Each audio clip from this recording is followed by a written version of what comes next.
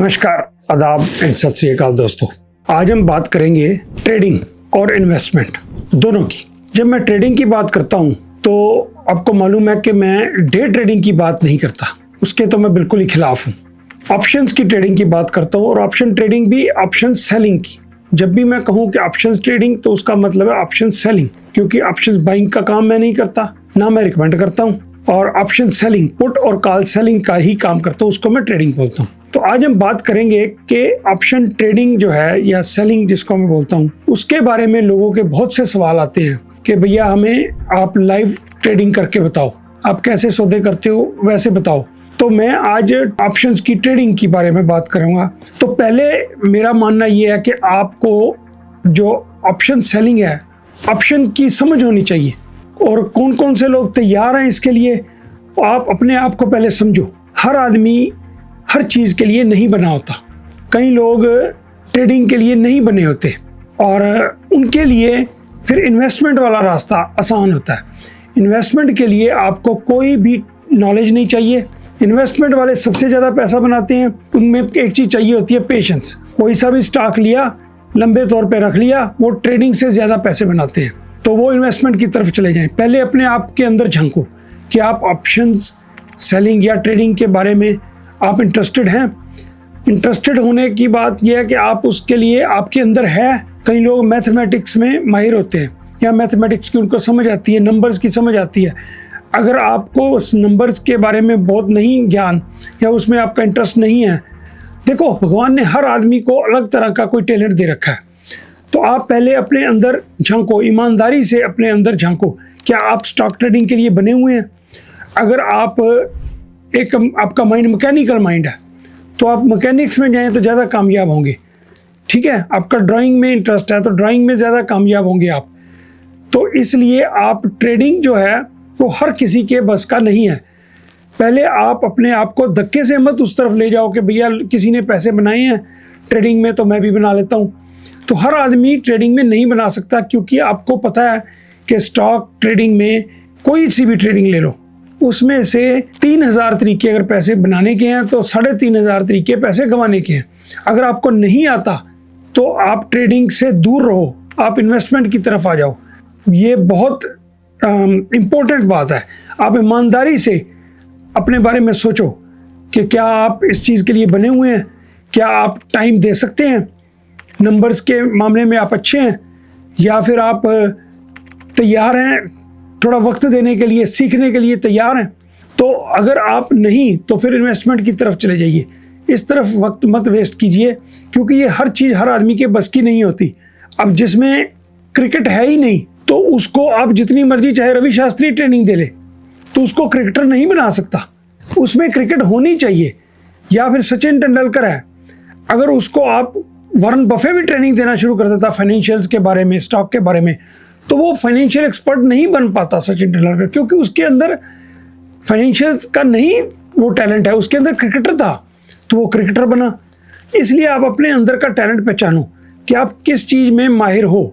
अगर आप समझते हो कि आपका patience level, emotional level, numbers game आपको समझ आती है और आप वक्त देने के लिए तैयार हैं, तब इसमें ट्रेडिंग में आओ। अब जैसे मुझे कुछ लोग पूछते हैं कि यार टिप दे दो या हमें ये बता दो स्टॉक का, कौन से स्टॉक का कौन सा स्ट्राइक प्राइस पे पुट ऑप्शन बेचनी है। तो भैया किसी के बताने से कभी आप पैसा नहीं कमा सकते। अगर मैं किसी को टिप बता दूं कि भैया ये फलां शेयर ले लो और उसकी पुट इस स्ट्राइक प्राइस पे बेच दो इस एक्सपायरेशन की, तो वो मैं जो कर रहा हूँ, जो मैसे लाइव मुझे कहते हैं कि लाइव बता दो, तो लाइव मेरे को देख के वो वाला ट्रेड ले लेंगे जो मैंने लिया। लेकिन उसके बाद मैं 24 घंटे तो आपके पास अवेलेबल नहीं हूँ। दूसरे दिन, चौथे दिन, पांचवें दिन स्थिति चेंज होती है, उसका प्रीमियम चेंज होता है, मैं उसमें से निकल जाता हूँ और आप नहीं निकलते। तो फिर मतलब किसी को कॉपी करने की ज़रूरत नहीं है। आप खुद जो हो खुद सीख सकते हो। प्रोसेस, मैं हर बार आपको प्रोसेस समझाने की कोशिश करता हूँ कि प्रोसेस क्या है। और आप लोगों में से बहुत से लोग अल्टीमेट पूछना चाहते हैं कि हमें बस फाइनल ये बता दो कि क्या करना है, कैसे करना है। देखो, अगर आपको प्रोसेस पता होगा ना कि क्या करना है, तो फिर आप अपने आप वो शेयर ढूंढ लोगे, आप अपने आप उसकी एक्सपायरेशन ढूंढ लोगे, उसका स्ट्राइक प्राइस ढूंढ लोगे। कि कितनी आउट ऑफ द मनी बेचनी है मैंने पुट ऑप्शंस या कॉल ऑप्शंस। तो समझ के प्रोसेस को समझ लो। उसके बाद आप अपने जो शेयर्स जिसकी आपको नॉलेज है उन शेयर्स की ऑप्शन की चेन देखा करो कि उसकी स्ट्राइक प्राइस की कितना प्रीमियम है, फलां का कितना है, उसको ध्यान से देखा करो। और उसमें चेंज कैसे आ रहा है, मार्केट के प्राइस ऊपर जाने में नीचे आने में उसका प्राइस कैसे चेंज हो रहा है, उसकी तरफ आप ध्यान दो। तो मैं ये चाह रहा हूँ कि आप जो इस ऑप्शन ट्रेडिंग है या ऑप्शन सेलिंग है उसके प्रोसेस को समझ लो। प्रोसेस को समझने के बाद आप क्या ये सवाल ही नहीं बनेगा कि कोई आपको बताए कि किस शेयर में आपने कौन से स्ट्राइक प्राइस पे बेचना है, क्योंकि आप उतनी उसको समझ आ जाए आपको, फिर अपने आप आपको पता चल जाए कि मैं किस स्ट्राइक प्राइस पे कौन सा स्टॉक कितना आउट ऑफ द मनी बेचना है और कौन सी एक्सपायरेशन पे बेचना है। ठीक है ना। अगर आप सीखने के लिए तैयार हो तो फिर इस तरफ आओ, वरना आप इन्वेस्टमेंट की तरफ चले जाओ।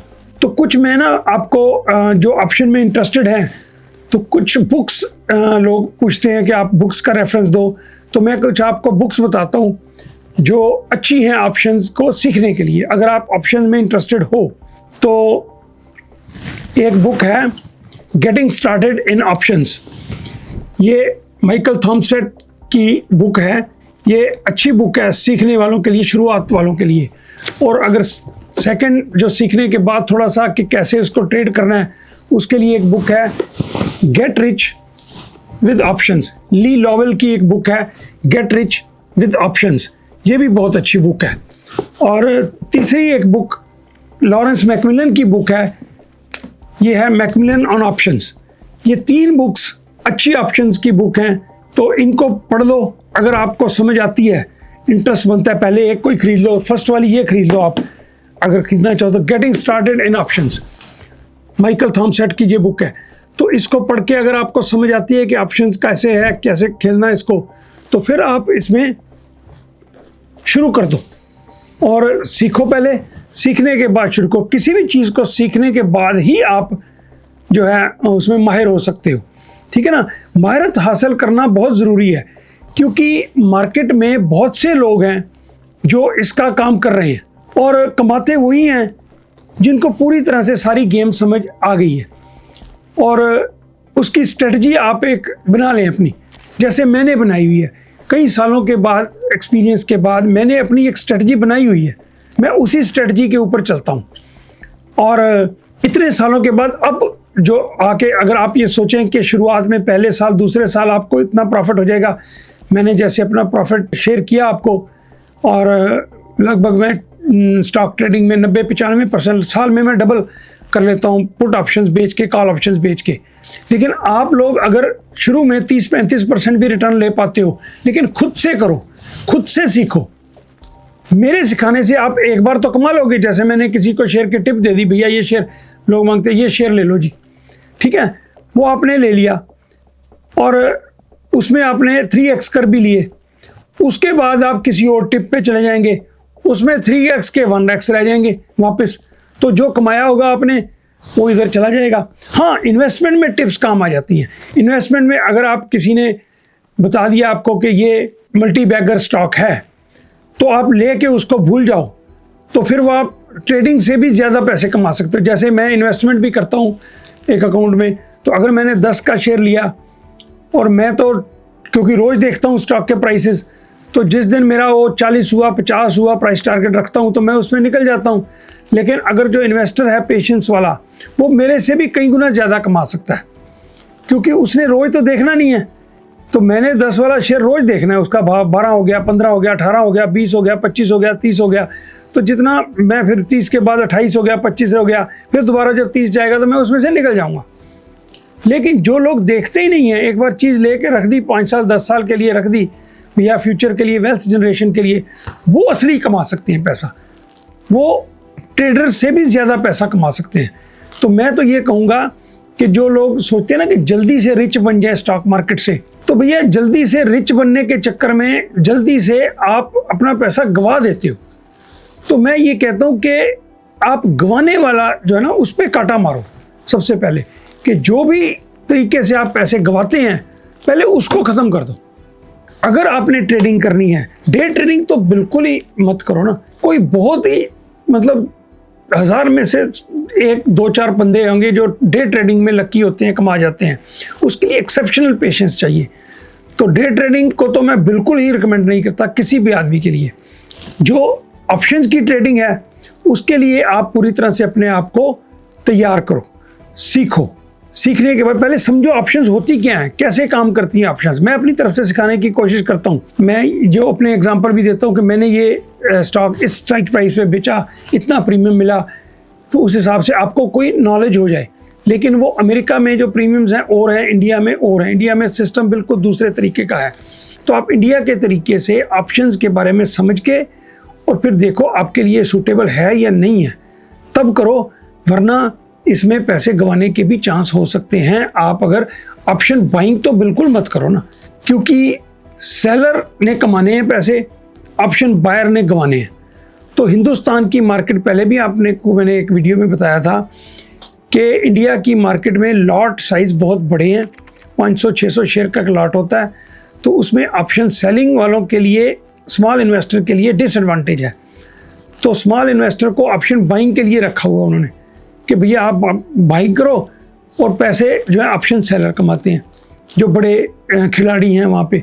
तो अगर आपके पास कैपिटल कुछ ज़्यादा है थोड़ा, फिर तो आप ऑप्शन सेलिंग में जा सकते हो, क्योंकि पूरा लॉट बेचना पड़ेगा आपको। तो अमेरिका में तो 100 शेयर का लॉट होता है, आपके यहाँ 500 शेयर का लॉट होता है इंडिया में। तो उस हिसाब से सारी चीज़ें समझ के पहले फिर गेम देखो आपके सूटेबल है ये गेम कि नहीं। अगर नहीं तो इसमें आप मत दिमाग लड़ाओ, आप मत टाइम वेस्ट करो, मत पैसा वेस्ट करो। तो आप इन्वेस्टमेंट की तरफ चले जाओ। और इन्वेस्टमेंट में आज मैं आपको एक बार और बताता हूँ, जो लोग म्यूचुअल फंड्स, ETFs, ठीक है ना, जिसके पास तो कैपिटल ज़्यादा है, तो उसके लिए तो म्यूचुअल फंड्स और ETF वाली गेम है अच्छी। या फिर जो SIP लगाना चाहते हैं, इनकी रेगुलर इनकम है अच्छी, उसमें से कुछ अपना पैसा निकाल के SIP लगा रहे हैं, तो उसके लिए तो ठीक है ETF वगैरह। म्यूचुअल फंड से ETF ज़्यादा, एक मैंने वीडियो में बताया आपको कि म्यूचुअल फंड्स की बजाय ETF में लगाया करो। लेकिन बाकी जो लोग हैं वो अगर कोई मल्टी बैगर्स ढूंढ ले, देखो थोड़ी स्टडी करो, थोड़ी स्टडी कर लो कि कौन से स्टॉक्स जो है भविष्य में अच्छे होने वाले हैं। देखो रिलायंस है जो लार्ज कैप्स हैं, या HDFC है, ये आपको 10-12% से ज़्यादा ग्रोथ नहीं देंगे। लेकिन जो ग्रोथ ओरिएंटेड स्टॉक्स हैं उनमें पैसा बनता है। अगर आप अमेरिका के बारे में मुझसे पूछो तो अमेरिका के बारे में मैं स्टॉक्स बता सकता हूँ, कौन से ग्रोथ वाले स्टॉक्स हैं जो मैं समझता हूँ कि आने वाले वक्त में बहुत अच्छे मल्टी बैगर्स जिसको बोलते हैं आप। तो अमेरिका के स्टॉक के बारे में अगली मैं वीडियो में आपको अमेरिका के जो स्टॉक्स मैं सोचता हूँ कि लॉन्ग टर्म में बहुत अच्छे होने वाले हैं। तो अगर आप जैसे इंडिया वाले लोग अमेरिका के स्टॉक्स के लिए अकाउंट खोलना चाहें तो उनमें वो ये स्टॉक्स जो है ग्रोथ वाले स्टॉक्स अच्छे मल्टी बैगर्स ले सकते हैं। तो उसमें मैं आपकी हेल्प कर सकता हूँ। तो वो मैंने प्रोसेस आपको बताया कि कैसे आपने अमेरिका की मार्केट्स में इन्वेस्ट करने के लिए आपको अकाउंट कैसे खोलना है। तो मैंने पिछली वीडियोस में बताया हुआ है वो, ठीक है। तो वो अगर आप अकाउंट खोलते हो तो उसमें स्टॉक्स लेके लंबे तौर पे बैठ जाते हो, तो आपको मैं उसमें गाइड कर सकता हूँ कि ये स्टॉक्स जो हैं वो भविष्य के लिए अच्छी हैं, क्योंकि काफ़ी ग्रोथ कंपनीज हैं ऐसी अमेरिका में जो कि आने वाले वक्त में काफ़ी अच्छी ग्रोथ देती हैं। क्योंकि मेरी जो रिसर्च है ना सारी, वो अमेरिका के स्टॉक्स के बारे में ही है। इंडिया अभी जा रहा हूँ मैं, तो एक ब्रोकर हैं मेरे दोस्त, उनसे मिलके मैं इंडिया के बारे में मल्टी बैगर स्टॉक्स की उनसे सलाह करके तो आपको कुछ गाइड कर पाऊंगा कि कौन से मल्टी बैगर स्टॉक फ्यूचर के लिए हो सकते हैं इंडिया के स्टॉक मार्केट में। तो तब तक के लिए इजाज़त दीजिए जी, नमस्कार, थैंक यू वेरी मच।